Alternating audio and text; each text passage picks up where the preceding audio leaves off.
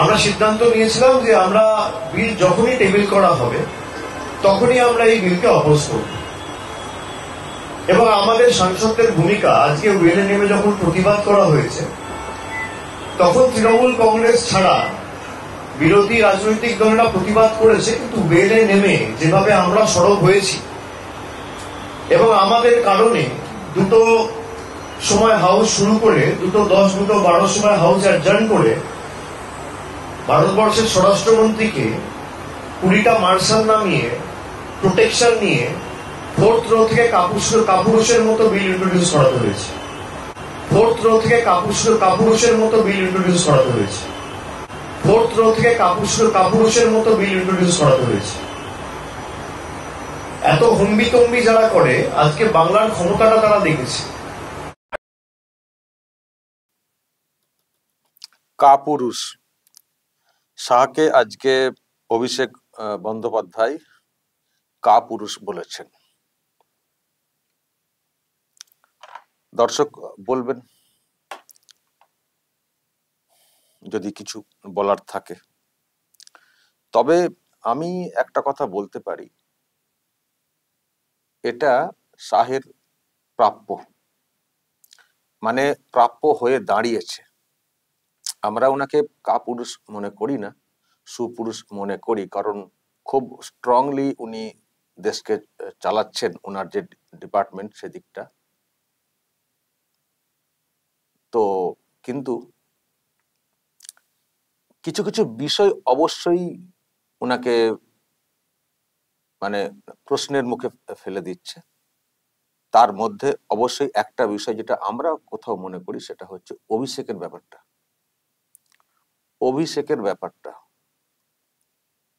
অভিষেক ওনাকে কাপুরুষের মতো বলে বললেন, খুব বাজে একটা শব্দ কাপুরুষ।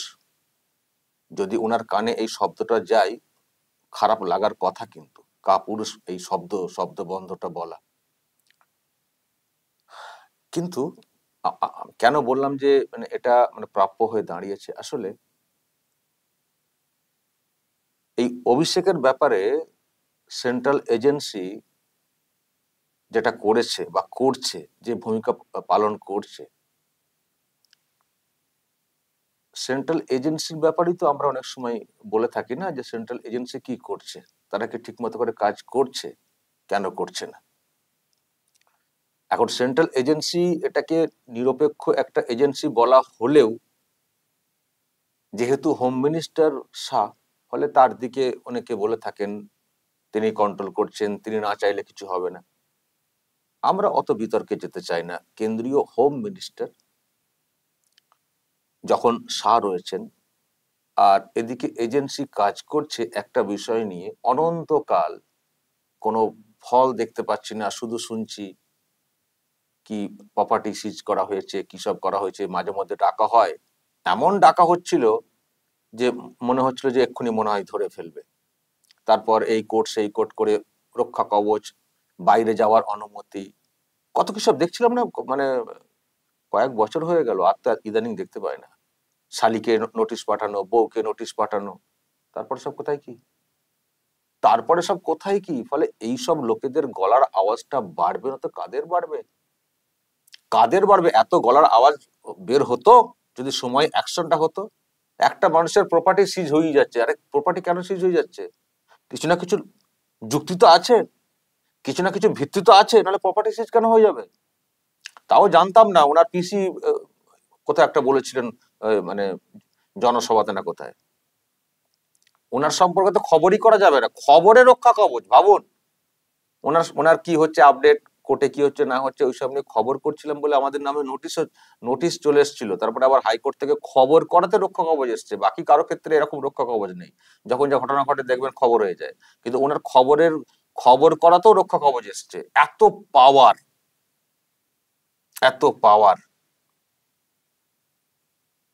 তো কত কি এলো, চার্জশিটে কি নাম এসছে, একই নাম, অভিষেক নাম 72 বার না 74 বার, কে সেই অভিষেক আজও পরিষ্কার হলো না, কুন্তলের সঙ্গে কথা, কত কি দেখলাম। তারপর কোথায় কি? তো একটা সেন্টারের এজেন্সি বা একাধিক এজেন্সি যারা তদন্ত করছিল, কত কি সামনে এসেছিল, তারপর সবাই চুপচাপ, কোথায় কি, কিছুই খুঁজে পেলাম না, কিছুই খুঁজে পেলাম না। তো মানে অত কিছুর পরেও যদি উনি মানে একেবারে ঘুরতে পারেন, হ্যাঁ, তখন মানে দিল্লিতে যেতে পারবেন না, এখানে আসতে হবে এজেন্সিকে, দিল্লিতে যাওয়া যাবে না, ছোট ঘরে বাচ্চা আছে, ওয়াইফ যেতে পারবে না, কত রকম কি হচ্ছিল। এখন সবাই ঘুরছেন, তো সবাই ঘুরছেন, দিব্যি ঘুরছেন, আবার নেতা হয়ে গেছেন, দলনেতা হয়ে গেছেন। তো গলার আওয়াজ এদের বাড়বে না তো কাদের বাড়বে? আর যে এজেন্সি গুলো কাজ করে সেন্টারের, সেই এজেন্সি যদি এইরকম ভাবে মানে এইরকম ইনঅ্যাক্টিভ হয়ে থেকে যায়, তো হোম মিনিস্টারের বিরুদ্ধে আওয়াজটা উঠবে না তো কার বিরুদ্ধে আওয়াজটা উঠবে? যদিও নিরপেক্ষ সংস্থা বলা হয়, তবুও হোম মিনিস্টারের দিকে তো আওয়াজটা উঠবেই, যেহেতু হোম মিনিস্টার। তো আবারও বলছি, মানুষটি যথেষ্টই ভালো শক্তপোক্ত মানুষ বলি আমরা জানি, কিন্তু কিছু কিছু বিষয় আমি জানি না ভিতরে আর কি টানাপোড়েন রয়েছে। শাহেরই কোনো ব্যাপার আছে, নাকি অন্য কোনো ব্যাপার আছে, নাকি এজেন্সি গুলো খেয়ে বসে আছে, সেটা তো জানি না। এজেন্সির কাজ নিয়েও তো আমরা সন্তুষ্ট না। আমরা কেন, আদালতই তো সন্তুষ্ট না, শুনেছেন না? আদালতই সন্তুষ্ট না। আর সাধারণ মানুষের প্রশ্ন তো উঠবেই রে বাবা, কি হচ্ছিল, কত টানাটানি, তারপর হঠাৎ সব চুপচাপ। কিছু একটা তো বলুন, যে কিছুই পেলাম না, ক্লিন চিট হয়ে গেছে, কোনো দোষ নেই, মিটে গেল ঝামেলা, সব আমরা ধারণা ক্লিয়ার করে নেবো আমরাও, যে তার মানে কিছু নেই, এমনি টাকা হচ্ছিল। তাহলে ক্লিন চিটও আসছে না, আবার ধরপাকড়ও দেখছি না, অথচ আবার শুনছি নাকি প্রপার্টি সিজ করেছে। কি অদ্ভুত লাগে না? আগে মানুষকে গ্রেপ্তার করলে তারপর তাকে নিয়ে তদন্ত চালানো হয়, তল্লাশি চালানো হয়, তার কি সব আছে সম্পত্তি খোঁজ খবর নেওয়া হয়। আর এর ক্ষেত্রে শুনছি অন্য, প্রপার্টি সিজ, মানুষ দিব্যি ঘুরছেন, এবং উনি আবার বড় বড় কথা বলছেন। তো সুযোগ পেলে এত সুযোগ পেলে অনন্তকাল ধরে তদন্ত হলে গ্রেপ্তারের কোনো প্রয়োজন এখনো হয়ে উঠছে না, অথচ তার প্রপার্টি। তো এদের আওয়াজ বাড়বে না তো কাদের আওয়াজ বাড়বে? আমি সেই জন্যই বলছি, শাহ তো নিজের জায়গাটা এরকম করে ফেলেছেন। যতই সেন্টার নিউট্রাল এজেন্সি হোক না কেন, সরকার তো একটা চলছে কেন্দ্রে, একটা কেন্দ্রের সরকার তো চলছে না, এমনি এমনি চলছে, শুধু এজেন্সি গুলো কাজ করছে। তো যদি এজেন্সি কোথাও ঠিক মতো করে কাজ না করে, সেটা সরকার দেখবে না? কারণ সরকারকে তো মানুষকে নিয়ে চলতে হয়, মানুষের মনে প্রশ্ন তৈরি হলে তার উত্তরটা কে দেবে? সরকার কিন্তু দিতে হবে। তো যদি এজেন্সি এত সুযোগ দেয়, এত ওই রকম সব সিরিয়াস অ্যালিগেশন সামনে আসার পরেও, তো এরা ইনি কাপুরুষ বলবেন না তো কি বলবেন? প্রাপ্য হয়ে গেছে, প্রাপ্য হয়ে গেছে। নিজের জন্য না হলেও মানে পারিপার্শ্বিক পরিস্থিতি ওনাকে এটা শুনতে বাধ্য করেছে, ওনার নামে এটা দিতে।